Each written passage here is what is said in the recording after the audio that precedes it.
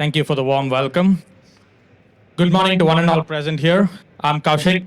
I'm a fourth year PhD student in the Mechanical Engineering Department at New York University, Abu Dhabi. And today I want to present my research on fish skin collagen in nerve guide conduits. So, have you guys ever wondered how much fish the UAE consumes every year? It's way above the global average. It sits at about 220,000 tons per year. So our lab identified the potential in using naturally derived collagen from fish skin to be able to aid in nerve guide regeneration. So essentially, what exactly is a nerve guide conduit?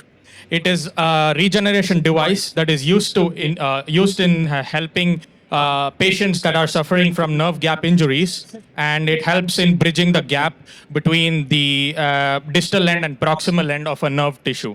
So essentially, one of the drawbacks that we found out with the research that we did was that there's not a lot of naturally sourced collagen sources out there. So we were able to incorporate biocompatibility, porosity, and flexibility in our scaffolds. So basically, we have a certain few steps that we follow in order to extract the usable collagen from fish skin.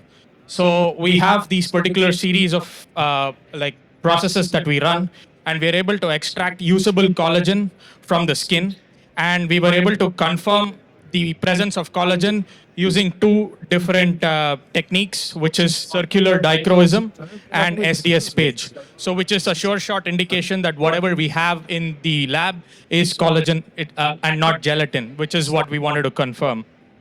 And proceeding ahead, we did, so to make it bioprintable, we have to introduce certain chemical groups called methacryl groups. So upon introduction of these methacryl groups, what ends up happening is we have a photo cross-linkable ink. When you have a photo cross-linkable ink, you tend to be able to form structures out of these inks, which is essential for any bioprinted structure.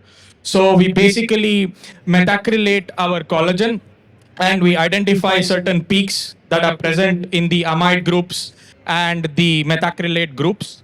And basically, we run a series of compression and rheology tests on our product. So basically, we are able to find out that the degree of methacrylation for the low colma, which is what I call it, is about 30%. And for the high colma, it's about 53%. So essentially, what we want to do is we want to be able to identify which structure would support and help in biodegradation over a prolonged period of time. So for that, we were able to run certain SEM analysis. So with the SEM analysis, we found out that the high colma had lower pore size, but better mechanical strength, which is what we need for the product to be able to withstand nerve gap injuries and pressure. So we were able to pinpoint and identify the colma to choose. And essentially what we did was we ran a few other tests as well.